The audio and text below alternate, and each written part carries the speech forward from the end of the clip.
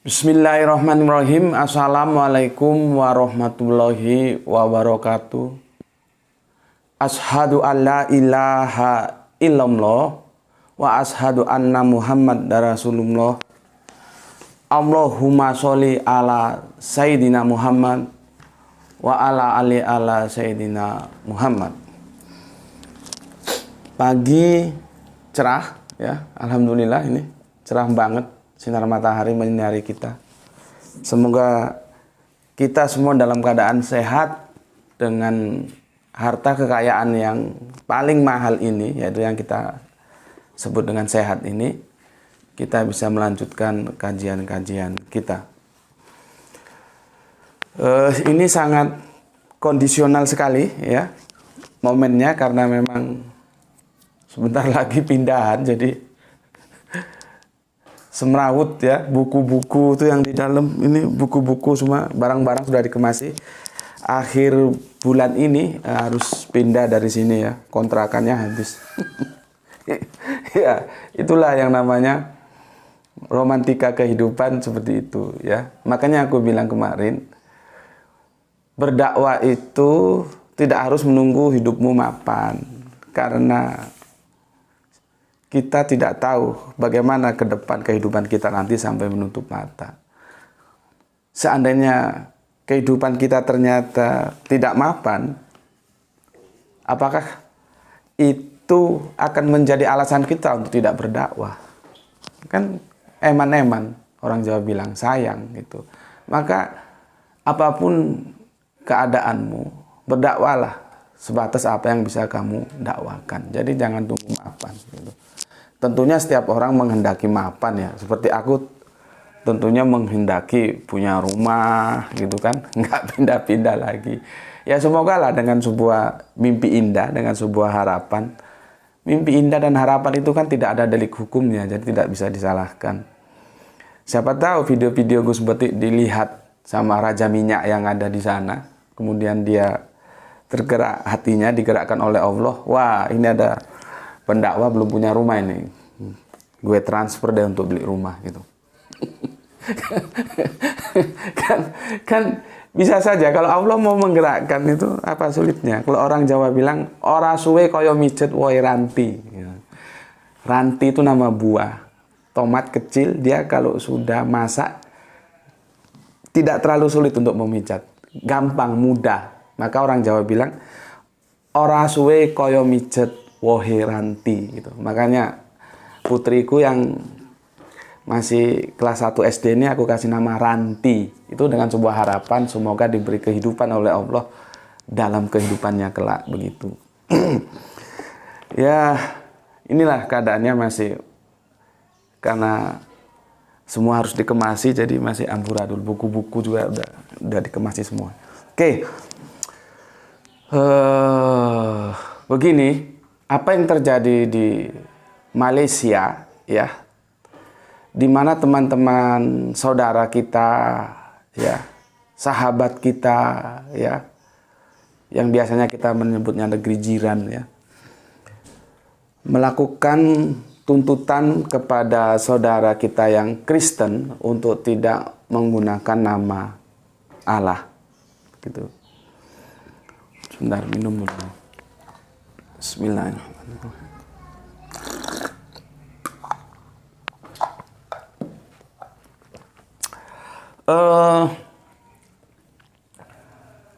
Tuntutan itu sempat dikabulkan oleh pengadilan dan akhirnya ada sebuah pelarangan untuk tidak menggunakan nama Allah, dan larangan itu digunakan kepada saudara kita yang Kristen.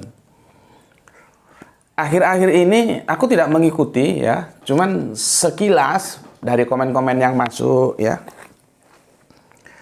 Dan ada sih sebuah berita, cuman aku tidak begitu memperhatikan, jadi lewat gitu saja. Keputusan itu sepertinya ditinjau ulang sehingga teman-teman Kristen itu diizinkan lagi untuk menggunakan nama Allah. Itu yang fenomena yang terjadi di negeri jiran di Malaysia sana.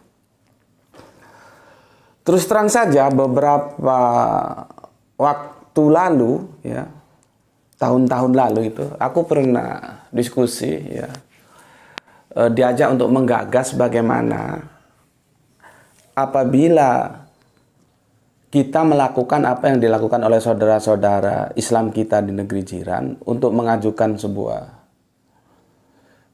tuntutan ya ke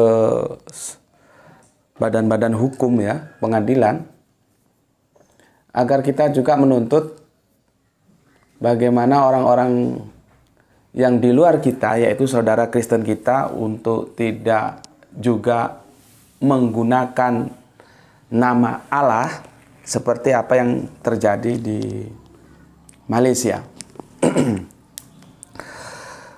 Ketika itu aku diajak menggagas itu dan aku sampaikan dengan apa ya? Ya, dengan bahasa yang semoga bisa dimengerti lah gitu. Aku bilang begini, kalau teman-teman ada keinginan untuk menggagas itu dan mengajukannya ke sebuah lembaga hukum, ya aku hormati. Artinya monggo-monggo saja, aku persilahkan. Cuman aku sendiri tentunya harus bersikap. Aku harus punya sikap dong tentang kasus itu.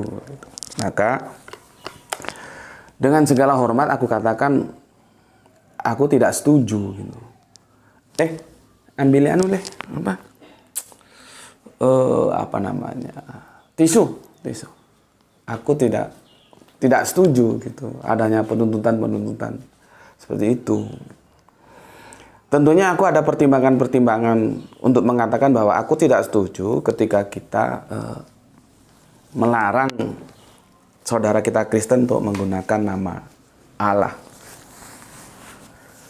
Ketidaksetujuanku itu sesuatu yang mengalir dan itu mendasar, karena begini, Kristen itu bagaimanapun dia tetap aja punya benang merah terhadap Nasrani, ya. Dimana kekristenan itu ada di tangan Paulus, sedangkan Nasrani itu ada di tangan Kanjeng Nabi Isa. Karena masih punya benang merah terhadap Nasrani, tentunya dia akan punya juga benang merah terhadap Abrahamic faith, yaitu milata Abraham, Yahudi, Nasrani, dan Islam. Jadi Kristen ini tidak terlahir dari sebuah komunitas yang beda, seperti halnya katakanlah Sinto, katakanlah Konghucu, katakanlah Hindu atau Buddha gitu. Tidak. Ya, dia masih punya benang merah terhadap Abrahamic faith. Jadi, dengan pertimbangan-pertimbangan itu, bagaimana bisa kita akan melarang teman-teman Kristen kita untuk menggunakan nama Allah? Itu menjadi pertimbanganku yang mendasar gitu loh. Jadi aku dengan segala hormat saat itu aku katakan kepada teman-teman, aku tidak setuju gitu. Itu adalah sebuah kritikku terhadap gagasan teman-teman, ya.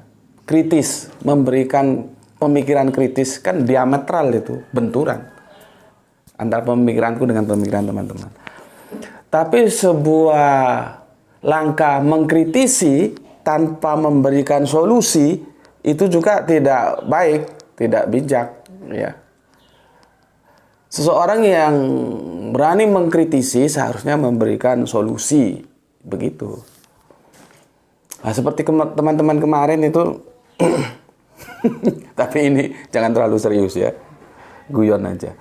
Memang kadang-kadang ketika kita shooting itu ada kesalahan teknis, baik itu dari human error-nya atau dari produk instrumen atau alat-alat untuk shooting itu sendiri bisa saja terjadi. Seperti kemarin 2 hari yang lalu banyak teman-teman yang memberikan kritiknya atau mengkritisi bahwa suaranya kurang terdengar bagus gitu ya, suaranya kurang bisa didengar dengan jelas. Itu kalau nggak salah topik yang kemarin itu adalah ketika mengkisahkan bagaimana seorang penyanyi gereja karena dia tidak lagi bisa menerima Tritunggal atau sulitlah Tritunggal itu diterima oleh akal sehat, akhirnya bersahadat menjadi Islam. Itu memang suaranya tidak begitu bagus terdengar, jadi banyak dikritisi oleh viewer-viewer ya. Cuman jangan dikritisi aja dong gitu. Mengkritisi harus beri solusi gitu loh. Kalian mengkritisi tanpa solusi. Solusinya gimana? Kan ada nomor WA, Pak, Gus, Mas, apa kek? Minta nomor alamatnya. Saya mau kirim mic ini bagus kualitasnya. Dia peka sehingga jarak 3 meter pun suara bisa terekam. Nah, itu baru memberikan solusi gitu. Tapi kalian mengkritisi tanpa solusi, jadi waduh repot. Tapi enggak ya, itu guyon-guyon aja. Tapi kalau dianggap serius terus ada yang mau, karena terus terang aku ini gaptek. Misalkan lah aku bisa ya, aku alhamdulillah ada rezeki, teman-teman bantu infak dakwah, aku bisa beli mic misalkan. Cuman aku kan gaptek, aku nggak ngerti mic yang peka yang bagus bagaimana gitu. Jadi kan lebih enak aku terima matangnya saja gitu. Itu sebagai solusi seharusnya begitu. Cuman kan nggak, kalian hanya mengkritisi suaranya kurang jelas. Sudahlah, percayalah. Kalau kamu memberi itu bukan berarti apa yang kamu miliki itu berkurang, tidak. Itu tetap milikmu. Tetap milikmu. Jadi kalau kamu punya uang 1 miliar ya, kamu infakkan ke jalan dakwah itu 100 juta, bukan berarti uangmu berkurang. Enggak, tetap aja uangmu 1 miliar. Justru 100 juta ini nanti yang akan kamu bawa mati. Bukan yang kamu belikan mobil sport seharga 0,5 miliar itu yang kamu bawa mati. Kalau itu jadi mobil sport, bautnya aja nggak kamu bawa mati. Jadi berpikir itu yang holistik supaya bisa mendapatkan sebuah pemahaman yang benar. Oke, terus bagaimana solusi yang aku tawarkan tentang nama ini ya? Maka dari itu ikuti penjelasanku. Sehingga mampir ngombe kali ini aku kasih judul ya, tajuknya itu begini. Dengarkan tajuknya. Izinkan saja Kristen pinjam nama Allah dari Islam. Tugas kita mendidik mereka untuk mengenalnya. Tuh, ya. Jadi mampir ngombe kali ini tajuknya itu, izinkan saja Kristen pinjam nama Allah dari Islam. Tugas kita mendidik mereka untuk mengenalnya. Tuh. Oke. Ada sebuah karya sastra Shakespeare. Shakespeare ini adalah sastrawan terkenal Inggris ya. Itu pada tahun berapa nih? Dia itu hidup 1564 sampai 1616 ini atau gimana ini laporannya. Yang jelas tahun 15-an lah ya, atau sampai tahun 16-an, berarti belum 18, 17 apalagi 19 ya. Itu tepatnya 26 April 26 April 1564 sampai 23 April 1616. Nah, ini aku harus pakai bahasa Inggris campur Jawa campur Batak ini. Jadi arti sebuah nama ya, aku akan menjelaskan kepada kalian arti sebuah nama. Kata Shakespeare itu begini. The which we call a rose by any other name would smell as sweet. Itu kata William Shakespeare, atau yang dalam dunia sastra lebih dikenal dengan Shakespeare begitu saja ya. Pada tahun yang aku sebutkan tadi, yaitu 26 April 1564 sampai 23 April 1616. Jadi berapa ini rentang usianya ini ya? Itu adalah pujangga besar Inggris, yang artinya itu kurang lebih begini. Apalah arti sebuah nama, gitu dah. Apalah arti sebuah nama? andai kata kita memberikan nama lain untuk bunga mawar, ia akan tetap berbau wangi. Itu argumentasi yang diajukan. Apalah arti sebuah nama? Gitu. Dan aku tidak setuju terhadap Shakespeare. Karena Shakespeare, dia masuk ke tataran hakikat dengan melupakan syariat. Gitu. Kalau tinjauan tasawufnya begitu. Jadi isi itu perlu, kulit juga itu perlu. Tidak mungkin kita mau makan durian di tengah jalan ketika dia sudah nggak ada kulitnya, kan? Ini begitu. Syariat perlu, hakikat perlu. Kita tidak bisa langsung masuk ke sarana nuansa-nuansa hakikat dengan mengabaikan syariat. Tidak bisa. Ya, tidak bisa. Kalau kita membaca kitab suci, Al-Quran, Bible, ya, Injil, Torah, atau apapun namanya, itu tidak bisa kita langsung masuk ke konteks dengan mengabaikan teks. Itu tidak bisa. Gitu. Jadi bagaimanapun kita harus masuk ke teks dulu, baru nanti ke konteks. Jadi bagaimanapun kita harus masuk ke syariah dulu, baru nanti ke hakikat. Begitu. Nggak bisa langsung dilepaskan sehingga syariat itu tidak perlu. Ya seperti tadi, mau nggak kalian di tengah jalan ada duren gitu, tapi sudah isinya doang, kulitnya nggak ada? Kan nggak mau makan. Tapi kalau masih durian utuh, tentunya mau dong, ya. Masih ada kulitnya gitu, ya, tentunya mau. Jadi itu tanggapanku bahwa aku tidak setuju dengan sastrawan Inggris ini, ya, Tuan Shakespeare ini. Aku nggak setuju. Bagaimanapun nama itu perlu, ya. Karena kalau dia bilang, andai kata kita memberikan nama lain untuk bunga mawar, ia tetap akan berbau wangi. Iya, mawarnya tetap berbau wangi, tapi kan yang berbau wangi bukan hanya mawar saja. Itu masalahnya. Mawar berbau wangi, iya, tapi yang berbau wangi bukan hanya mawar saja. Makanya itu kemarin aku jelaskan. Yesus itu Tuhan, iya, tapi bukan Allah. Ini banyak orang tidak paham, ya. Videoku itu sudah 4 kali direview dengan seseorang yang bergelar akademis doktor dan dia tokoh Kristen yang berkiblat, aku bilang Barat Tengah, ya, dan pernah mengambil pendidikan di Mesir. Dan banyak teman-teman supaya aku memberikan reaksi atas review yang dia lakukan. Aku bilang, enggak lah.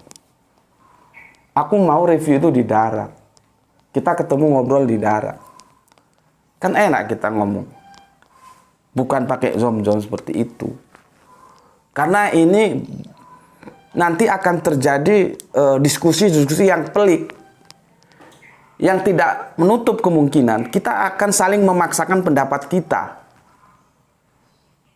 Tentunya pendapat yang didasari oleh argumentasi-argumentasi yang akademis. Gitu.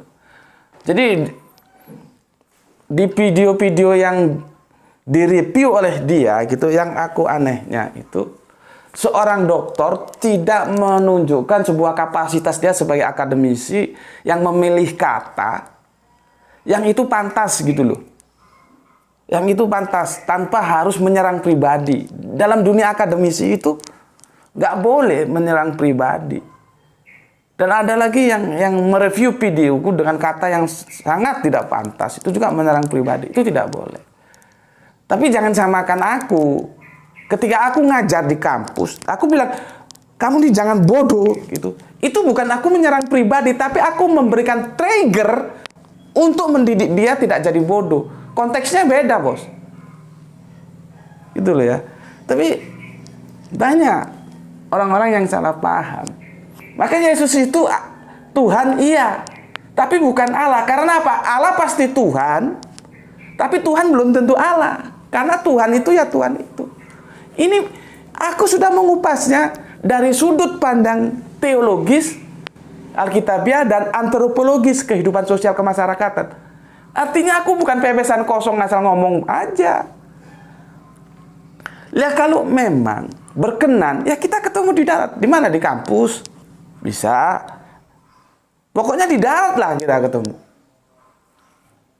Kalau suruh sahur manuk gitu kata orang Jawa, aku ndak tertarik. Ya biarin saja gitu.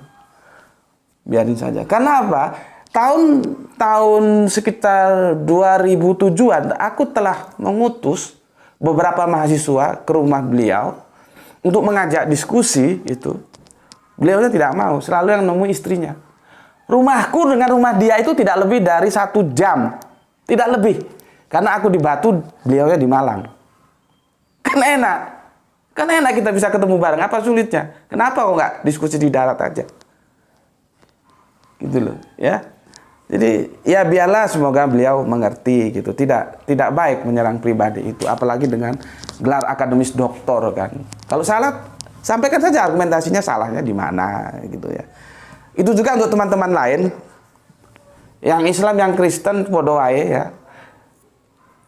Jangan bosen aku dengarnya. Jangan ngujuk-ngujuki, ketemu ini, ketemu itu, ketemu ini, ketemu itu, tapi tiba-tiba kamu hanya bacot, nyocot wae, tapi nggak menjadi sebuah tindakanmu. Kalau kamu mau mempertemukan aku dengan siapapun, kamu jadi EO-nya.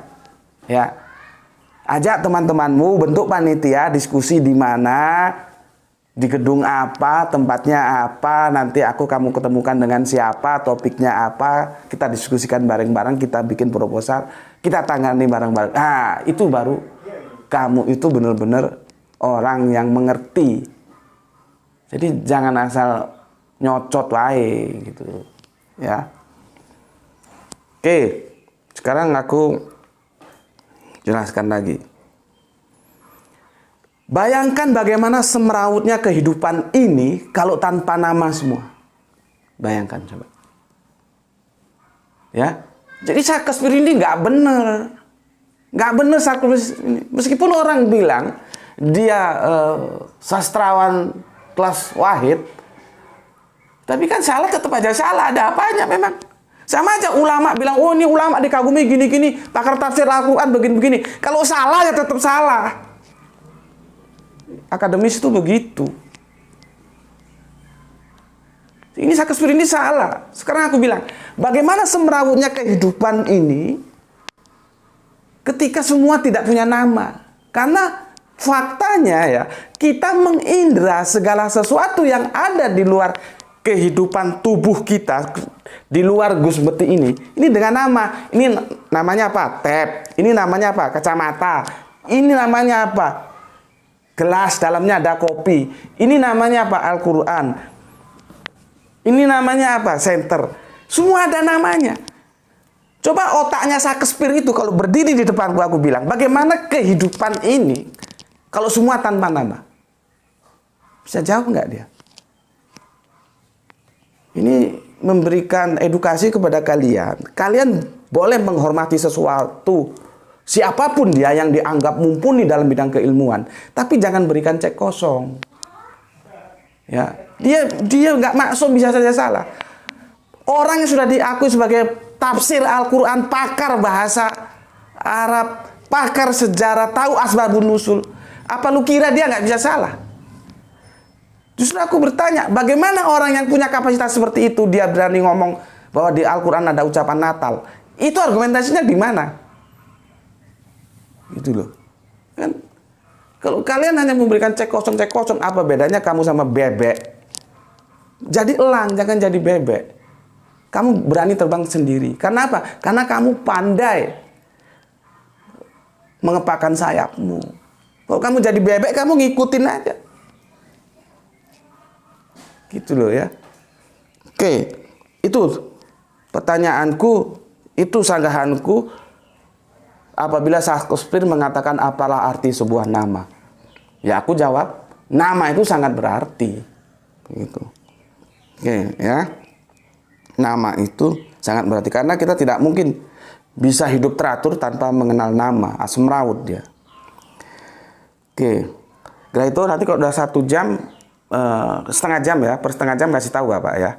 Ya, kita bikin supaya tidak terlalu panjang nanti. Kalau bisa setengah jam selesai, kita selesaikan. Kalau enggak nanti kita bikin 2 seri. Gitu. Oke. Sekarang aku mau tanya kepada kalian semua. setiap orang beragama, ya, setiap orang beragama itu pasti mengakui, ya, adanya satu pribadi yang maha tinggi yang menjadi, ya, sosok yang berhak mengatur kehidupan dia. Tuh. Ya, setiap orang beragama pasti mengakui adanya sosok pribadi yang maha tinggi, yang maha segalanya, yang absolut. Orang Jawa bilang laisa kamislihi saiun, yang tidak ada menyamainya. Dan dia karena laisa kamislihi saiun, otomatis dia menjadi tunggal. Kalau ada yang menyamai itu tidak tunggal. Berarti ada satu, ada dua, ada tiga. Yang katanya perjanjian lama dikatakan hendak dengan siapa dia engkau samakan. Itu berarti dikatakan bahwa dia tidak ada yang menyamainya. Dalam Al-Quran dijelaskan laisa kamislihi saiun. Pribadi itu pasti ada. Ya, aku ulangi lagi. Dalam kehidupan beragama, dia pasti mengakui adanya suatu pribadi yang maha tinggi. Cuman, aku sudah pernah sampaikan belum ya, ketika aku belajar agama Buddha, cuman kan aku nggak tahu yang aku baca itu kitab Tripitaka yang memang original tulisan Siddhartha atau enggak, aku juga nggak tahu. Karena Buddha ini lebih tua. Dari Buddha ke Kristen itu 500 tahun. Buddha ini lebih tua dari Kristen. Buddha ini lahir dari terimanya terhadap Hindu, kan? Ya, jadi dia protes sosial, kritik sosial terhadap Hindu, maka lahir Buddha. Nah, makanya itu sebetulnya agama yang ada di dunia ini sebetulnya tunggal, satu dulu. Baru nanti terpecah itu karena jarak yang memisahkan, karena sudah adanya intervensi dari manusia gitu. Tapi pada hakikatnya semua agama itu tunggal dan itu samawi, bukan ardi. Baru kemudian terpecah menjadi ardi dan samawi. Ya, dan ketika aku belajar agama Buddha, Buddha itu kan terpisah menjadi dua besar, yaitu antara Mahayana dan Hinayana. Ya, yang itu gimana ya? Aku tidak menemukan sebuah pernyataan jelas bahwa mereka menyebut sesuatu pribadi yang maha tinggi itu ada atau tidak, percaya atau tidak, gitu loh. Jadi konteks yang dibangun dalam Buddha itu adalah sebuah akhlakul karimah, kalau orang Jawa bilang, orang Islam bilang, ya. Orang Jawa bilang itu akhlakul karimah itu ya apa ya? Seperti unggah-ungguh gitu ya. Unggah-ungguh gitu. Mereka membangun akhlakul karimah itu kental sekali dalam Buddha itu. Tapi apakah mereka ya mengakui adanya suatu pribadi yang maha tinggi, itu masih sama ragu membacanya. Sepertinya tidak ada pernyataan yang jelas gitu. Ini perlu lagi aku diskusi dengan teman-teman Buddha, cuman kan agak sulit nyari di sini. Gitu ya. Oke. Nah, sekarang pertanyaanku, dalam Islam ya, dalam Kristen, dalam Nasrani, dalam Yahudi itu mengenal sebuah pribadi yang maha tinggi itu dikenal, diakui. Ya. Masalahnya sekarang namanya siapa? Kan itu. Itu namanya siapa? Ya, itu namanya siapa? Pribadi yang maha tinggi itu. Bismillahirrahmanirrahim. Karena tidak mungkin sesuatu yang maha tinggi itu tidak punya nama, itu nggak masuk logika kita gitu loh. Nalar kita ini nggak bisa diganggu gugat. Pasti menuntut yang maha tinggi itu pasti punya nama. Oh, dapurmu yang duwe nama kok sing maha tinggi nggak duwe nama, itu ya apa? Bagaimana kalau kamu dilahirkan tanpa nama? Itulah perlunya orang tua kamu itu kasih kau nama. Nah, kau aja punya nama, masa yang maha tinggi yang menciptakan kamu nggak punya nama? Yang jadi masalah namanya itu sebetulnya siapa? Itu loh. Ya. Nah, aku mau masuk dalam perspektif Islam dulu, ya. Dalam Islam, ya, rujukannya itu Al-Quran. Ya, Al-Quran itu bukan bahasa Arab. Setengah jam. Ya, wis. Lihat ini, kupingmu pasang, telingamu pasang, biar ngerti kau, biar pinter kau. Al-Quran itu bukan bahasa Arab. Karena Al-Quran tidak pernah menjelaskan dirinya Al-Quran Aroban. Paham kamu di sini? Ya, nggak pernah. Kamu cari Al-Quranmu ini, cari ini. Pernah nggak? Karena yang paling tahu tentang Al-Quran ya Al-Quran. Jadi biarkan Al-Quran itu memperkenalkan dirinya sendiri. Jangan kamu mengintervensi Al-Quran. Ini yang bikin masalah. Mari tunduk terhadap Al-Quran. Al-Quran memperkenalkan dirinya. Perhatikan. Dia tidak pernah memperkenalkan dirinya Al-Quran Aroban. Yang dia perkenalkan dirinya adalah Al-Quran Arabian, Al-Quran Arabiyin, Al-Quran Arabiyun. Artinya apa? Al-Quran itu berbahasa rumpun Arab, tapi bukan Arab. Dulu. Di sini penerjemah-penerjemah itu kacau. Dia tidak memahami penisbaan. Seperti Muhammad dan Muhammadiyah itu beda. Arab dan Arabian itu beda. Ini loh. Ya. Masalahnya di sini.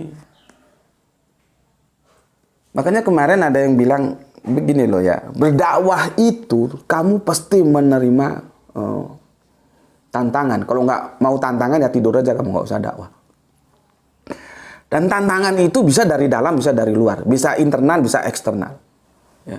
Seperti kemarin, karena dia tidak setuju dengan kerangka berpikir yang aku tawarkan, supaya kita meninggalkan sebuah dongeng Kanjeng Nabi Isa akan turun lagi, karena dongeng itu digunakan oleh teman-teman Kristen untuk membangkitkan sebuah harapan agar mereka dijemput di sorga. Dan banyak teman-teman Islam yang teriming-iming sorga akhirnya murtad. Ya tapi kan kita tidak bisa larang, itu hak mereka berdakwah kok. Artinya kita yang harus membangun ke dalam. Bahwa Yesus itu tidak akan turun lagi. Tidak akan. Aku sudah jelaskan dari sudut pandang. Lihat videoku, siapa bilang Yesus naik ke surga? Tajuknya itu kamu lihat. Nah, tetapi karena kawan kita, saudaraku yang terhormat ini, saudara Islamku yang terhormat ini, tidak setuju dengan kerangka berpikirku, dia menyerang pribadi. Katanya, masih tahu Islam kemarin sore. Masih tahu Islam kemarin sore. Gitu. Dia bukan ahli Al-Quran, dia bukan ahli hadis gitu. Ya kan gampang ya. Orang yang kamu anggap ahli itu ketemukan sama aku. Kapan dan di mana? Kita aja kok repot. Aku lihat kapasitasnya, dia pantas nggak berhadapan dengan aku. Kan aku sudah jelaskan pada waktu itu di Surabaya aku mau diketemukan dengan seseorang dengan latar belakang akademis alumni Madinah, tapi akhirnya gagal. Ya, artinya kerangka berpikir yang aku bangun tuh bukan sembarangan, gitu. Dia mendasar. Temukan saja siapa yang kamu anggap. Siapa? Cari tafsir pakar Al-Quran siapa aja. Temukan sama aku. Diskusi di mana? Kamu nggak usah bingung ngerepoti ongkosku nggak. Aku akan berangkat sendiri. Nggak usah, aku bisa minta teman-temanku mau naik pesawat, naik apa, tentukan tempatnya. Tajuknya jelas, Kanjeng Nabi Isa turun lagi atau tidak. Maka aku jawab tidak. Gitu. Jadi jangan karena kita ini kan bersaudara, jangan karena kamu tidak setuju dengan cara pandangku, kamu menyerang aku. Gitu loh. Apalagi yang kamu serang pribadi. Aku ini tahun 73 lah ya. Aku ini sudah mencari Tuhan. Aku ajak diskusi mamaku yang nggak ngerti apa-apa karena memang kami dari proletar. Karena aku tahun-tahun begitu sudah dingajikan. Guru ngajiku itu namanya Pak Jaden, orang Padang. Itu guru Al-Qur'anku pertama kali. Tahun 73 aku sudah mencari Tuhan. Ngerti? Jadi kalaupun kamu bilang bahwa aku baru kemarin sore, itu aku ingin tahu kamu sejak kapan belajar Islam. Ya, jadi nggak usah lebay lah. Soal berbeda pandangan itu biasa, dan aku paham sekali bahwa ketika kita dakwah, halangan itu tidak hanya datang dari eksternal, juga dari internal. Ya seperti dapurmu, gitu, kan? Kamu kan tidak tahu kerangka berpikir apa yang aku bangun, bahwa aku ini berusaha melindungi saudara-saudara kita biar tidak murtad dengan meninggalkan paham itu. Itu sebetulnya kepentinganku. Oke, sekarang aku jelaskan begini. Saudara-saudaraku, kalau di dalam gereja itu begini, saudara-saudaraku terkasih. Karena ini bukan gereja. Untuk saudara-saudaraku semuanya, khususnya yang Islam, viewer-viewerku, kamu baca Bismillahirrohmanirrohim. Aku ajukan satu pertanyaan dulu. Kalimat itu lengkap tidak? Bismillahirrohmanirrohim. Kalimat lengkap itu kan ada subjek, predikat, objek, gitu ya. Nah, ini juga akan memberikan pencerahan kepada teman-teman Kristen supaya orang nyocot wae juga. Bolak-balik takon kenapa dalam kurung banyak tanda kurung. Tanda kurung itu membantu kalian untuk memahami. Sebetulnya kalau kalian sudah paham, tidak perlu dikurung. Gitu loh. Tidak perlu tanda kurung itu. Jadi tanda kurung itu untuk membantu kita memahaminya. Makanya nanti ya, aku katakan di sini ya, ketika aku nanti memang dianggap amat sangat perlu untuk membahas tentang Isra, itu terjemahannya bermasalah itu. Terjemahan surat Al-Isra ayat 1 itu bermasalah karena di sana hambanya cuma satu disebutkan. Padahal ada dua hamba di sana. Memang tidak disebutkan, tapi ada sebuah diksi Arabian yang itu sudah jelas hambanya itu ada di dalam itu. Jadi yang betul itu terjemahannya ya, memperjalankan hambanya dengan hambanya. Begitu. Ada dua hamba di sana. Memang dalam teks Arabiannya itu, kalau orang mengerti khususnya, itu ada dua hamba. Tapi kan jarang yang mengerti. Sehingga cuman Allah menjalankan hambanya, dan hambanya itu Kanjeng Nabi Muhammad. Padahal ada dua hamba di situ. Jadi terjemahannya, kupingmu dengarkan. Allah menjalankan hambanya dengan hambanya. Gitu loh. Supaya kamu orang bodoh-bodoh amat. Begitu juga. Bismillahirrahmanirrahim. Itu lengkap nggak kalimat itu? Ada subjek, predikat, objek. Kalau kamu bilang lengkap, aku tanya, subjeknya siapa di situ? Kan dengan nama Allah yang Maha Pengasih lagi Maha Penyayang. Kan begitu yang terjemahan yang kalian terima. Pertanyaannya, kalimat itu lengkap nggak? Kalau kamu ngerti tatanan bahasa, kalimat itu tidak lengkap. Karena tidak ada subjeknya. Gitu loh. Nggak lengkap kalimat bismillah itu. Lalu kenapa? Ya, kenapa kok tidak lengkap? Karena kita mendekatinya dengan terjemahan. Seandainya kita mendekatinya dengan kronologis peristiwa turunnya ayat ini, ya, maka kita tahu di situ ada objek, ada subjeknya. Siapa subjeknya itu? Ana. Tapi itu tidak ditulis karena orang sudah tahu. Gitu. Jadi ana bismillahirrohmanirrohim. Gitu loh. Aku mengucap dengan nama Allah yang Maha Pengasih lagi Maha Penyayang. Gitu. Tapi akunya nggak usah ditulis. Kenapa? Karena orang sudah tahu. Gitu loh. Nah, nanti kalau misalkan kamu nggak tahu, ya sudah di dalam kurung aja. Jadi aku nih mau melakukan apa-apa. Kan aku sudah bilang, memberi dengan bismillah, menerima dengan alhamdulillah. Kan gitu kan. Jadi nggak usah Misalkan aku mau baca Al-Quran ya.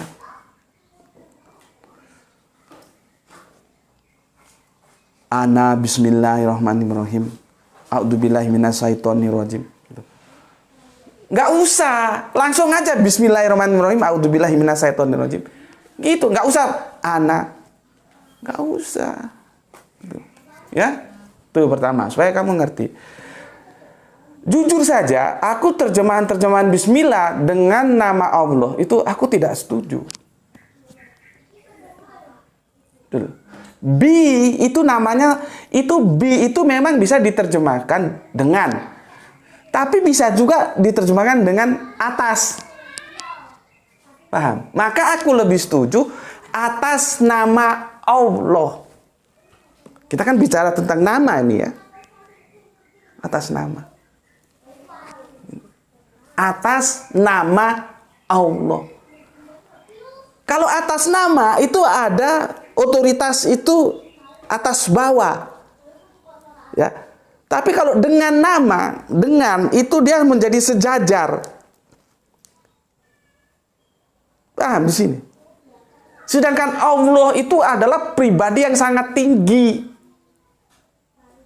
Yang maha tinggi, yang tidak ada satupun yang bisa membanding. Jadi kita ini hidup di bawah otoritas Allah. Jadi aku lebih setuju mengatakan atas nama Allah, bukan dengan nama Allah. Beda. Contohnya begini loh, supaya otak warasmu itu bangkit gini. Semoga di antara viewer-viewerku ini ada yang calon gubernur, wakil gubernur lah. Semoga nanti ada yang menjadi wakil gubernur. Ya, ya kalau nggak pun wakil gubernur, wakil wali kota, wakil bupati lah gitu. Tiba-tiba ada bangunan, katakanlah jembatan penyeberangan ya, dan itu sudah selesai, sudah diresmikan, waktunya sudah, seremonialnya sudah, maka tibalah pada waktu yang telah ditentukan diresmikan. Jembatan itu akan diresmikan oleh Bapak Gubernur atau oleh Bapak Bupati atau oleh Bapak Wali Kota. Ya. Tetapi karena sesuatu hal, ya, katakanlah Pak Gubernurnya tiba-tiba ditelepon harus menghadap ke istana, ada kepentingan mendadak penting. Ya. Artinya si gubernur ini kan tidak bisa meresmikan jembatan itu. Padahal waktunya sudah ditentukan dan semua sudah rame, tinggal motong pita saja. Nggak bisa. Maka Pak Gubernur itu mendelegasikan tugasnya kepada sang wakil untuk memotong pita, untuk meresmikan jembatan itu. Maka ketika sang wakil itu, ya, atau sang utusan itu, dia kan diutus. Nah, ini supaya teman-teman Kristen otaknya sedikit dibuka lah ya, supaya ngerti bahwa utusan dan pengutus itu beda. Pengutus itu otoritasnya lebih tinggi daripada utusan. Dan utusan itu bukan pengutus, dan pengutus itu bukan utusan. Nah, medas, Bu. Nggak ngerti kalimat ini, ya. Jadi, karena Pak Gubernur harus berangkat ke Jakarta atas panggilan presiden menghadap ke istana, Pak Gubernur mengutus wakilnya untuk meresmikan jembatan itu. Ketika wakilnya itu meresmikan jembatan, maka dia menggunakan atas nama Pak Gubernur Paijo. Jadi atas nama, bukan dengan nama. Karena apa? Pengutus itu otoritasnya itu lebih tinggi daripada yang diutus. Nah, ini dia diutus sebagai utusan saja dia. Maka dia menggunakan atas nama Bapak Gubernur Paijo, ini jembatan penyeberangan diresmikan. Maka dipukul gong, dipotong pita. Ya. Jadi bi, memang aku bilang bi itu bisa diterjemahkan dengan, ya. Tapi aku lebih setuju kalau kita terjemahkan atas, karena bi itu bisa diterjemahkan dengan, bisa diterjemahkan atas. Jadi atas nama Allah. Nah, kita kan diskusinya ini tentang nama, karena ismun itu bisa nama, bisa ajaran juga, tapi nantilah itu, ya, nantilah itu, ya. Nah, jadi aku lebih setuju atas nama. Namanya siapa? Allah. Jelas. Islam itu jelas. Namanya Allah. Jelas. Ya. Oke. Nah, kalian kan mendapat penjelasan bahwa ada 7 yang diulang-ulang. Itu apa? Tanyakan sama kiaimu, sama gurumu, sama ustadzmu, sama orang yang kamu anggap mempunyai kapasitas untuk menjelaskannya. Apa? Ya, sama nggak dengan pendapatku? Pendapatku 7 yang diulang-ulang yang diinformasikan kepada kita itu adalah Al-Fatihah ini. Makanya fungsi bismillah dalam Al-Fatihah itu bukan pembuka ayat saja, tapi dia masuk ke dalam ayat. Makanya dia termasuk ayat pertama.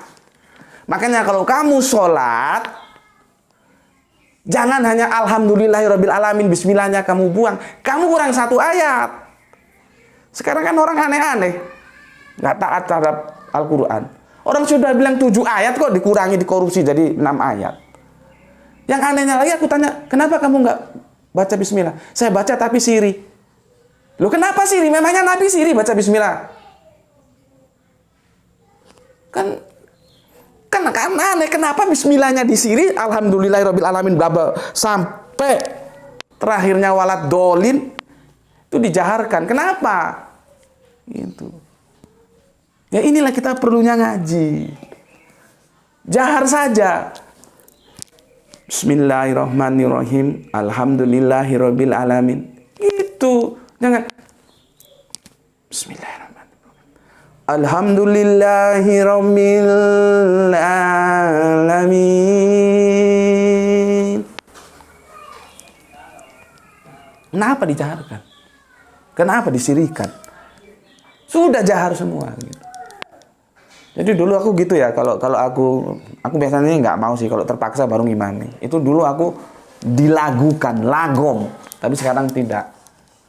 Nanti aku jelaskan kenapa kok tidak dilagomkan. Kalau dulu dilakukan.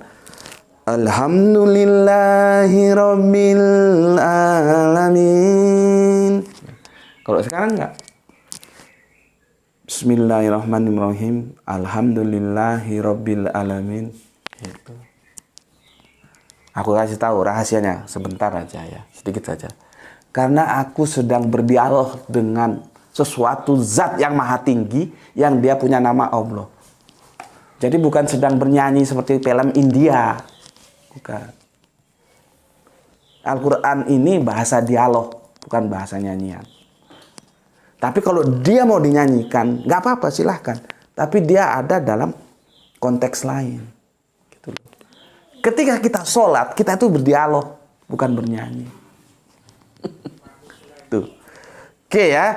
Jadi dari sini jelas ya.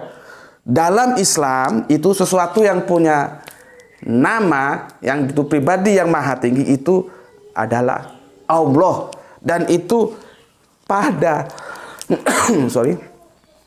Bismillahirrahmanirrahim.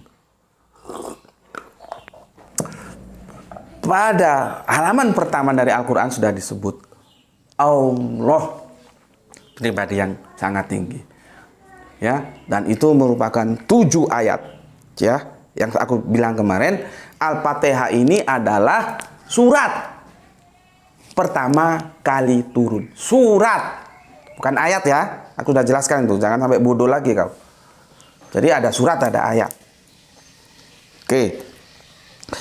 Mungkin teman-teman Kristen kurang puas setelah aku memberikan penjelasan tentang nama pribadi yang sangat tinggi, ya. Di dalam perspektif Islam dia bernama Allah. Teman-teman Islam atau teman-teman Kristen, teman-teman Islam bisa menjelaskan ya, untuk teman-teman Kristenmu itu buka di surat Toha, ya. Surat Toha, aku nggak sempat nulis karena kalau aku tulis juga nggak terlalu jauh ya. Surat Toha ya,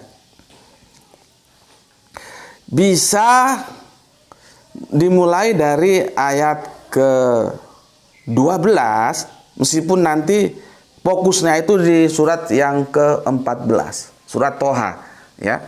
Atau kalau misalkan mau lebih lengkap, dibaca saja satu perikop kisah Nabi Musa alaihi salam ya. Itu dimulai dari ayat 9 sampai ke ayat 16 perikopnya ya. Oke. supaya kita berhemat waktu, aku langsung ke ayat 14 saja.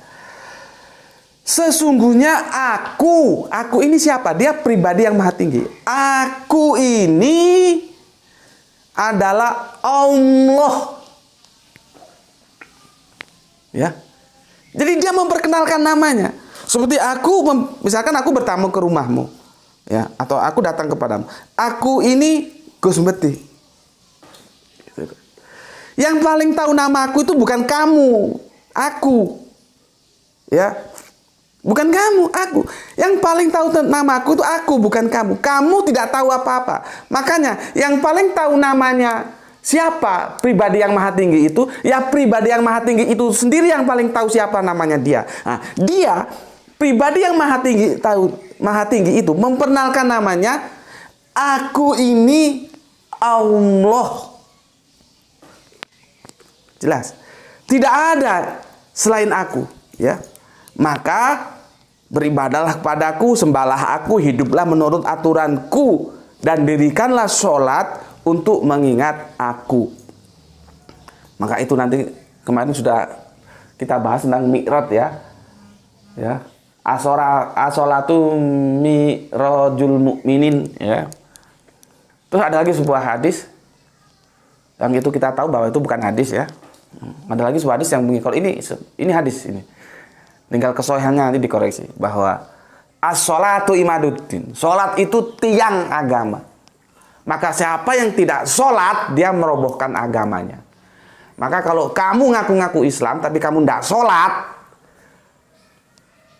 leren wae dari orang Islam, pensiun aja kamu, jangan jadi orang Islam. Karena yang membedakan antara Islam dan kafir itu sholat. Ini pun belum titik. Sholat itu kalau kamu laki-laki berjamaah, dilanggar di musola, di masjid, ojo ndok omahmu ae kon salat. Gitu loh. Ya. Oke, untuk teman-teman Kristen sudah jelas ya. Jadi nama sesembahan di dalam Islam, suatu pribadi yang sangat tinggi itu dia punya nama Allah. Itu ya. Aku sudah jelaskan dia punya nama Allah. Oke, sekarang aku akan begini, mengajukan sebuah, katakanlah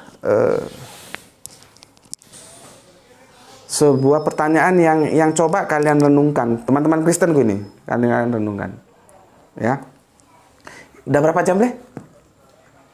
Nah ini sudah 53 ini ya. Nanti kita lanjutkan di sesi kedua.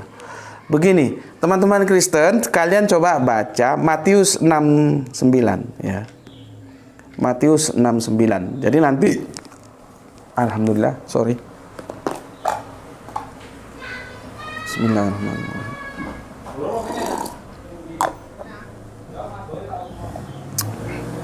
Ini begini. Teman-teman Kristen silahkan baca Matius 6:9. Karena itu berdoalah demikian. Bapa kami yang di surga, dikuduskanlah namamu. Ya. Aku ulangi ya, teman-teman Kristen. Ini Yesus nih yang berucap ya. Jadi Yesus memberikan perintah gitu ya. Suruh berdoa ya. Atau memberikan cara berdoa ya. Kan Yesus itu kan guru. Jadi dia mengajar bagaimana orang berdoa ya. Karena itu berdoalah demikian.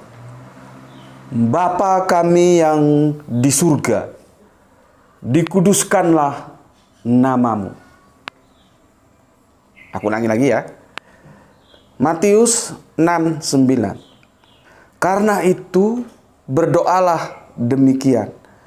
Bapa kami yang di surga, dikuduskanlah namamu. Oke? Sampai di sini dulu kajian kita. Jadi kita sudah mendapatkan sebuah kesimpulan awal, karena ini akan berseri, bahwa nama pribadi yang sangat amat maha tinggi yang laisa kamislihi syai'un itu kami Islam tahu karena diberitahu oleh pribadi yang maha tinggi itu, maka kami tahu namanya adalah Allah. Itu kesimpulan sementara untuk seri 1 ini. Dan yang kedua, aku telah mengajukan sebuah ayat Matius 6:9 untuk coba direnungkan terhadap semua teman-teman Kristenku ya. Siapa namamu yang disebut dalam Matius 6:9 itu ya? Siapa nama? Nama Bapak itu siapa? Tolong jelaskan sama aku ya. Bisa kamu tulis di kolom komentar. Itu dulu dari aku ya. Sehingga nanti untuk sesi kedua kita akan mengupas tuntas siapa sebetulnya namamu yang disebut Yesus dalam Matius 6:9, yang dimana Yesus memanggil pribadi yang maha tinggi itu dengan panggilan keakraban Bapa. Jadi, Bapa kami di surga, dikuduskanlah namamu. Iya, namanya siapa? Assalamualaikum warahmatullahi wabarakatuh.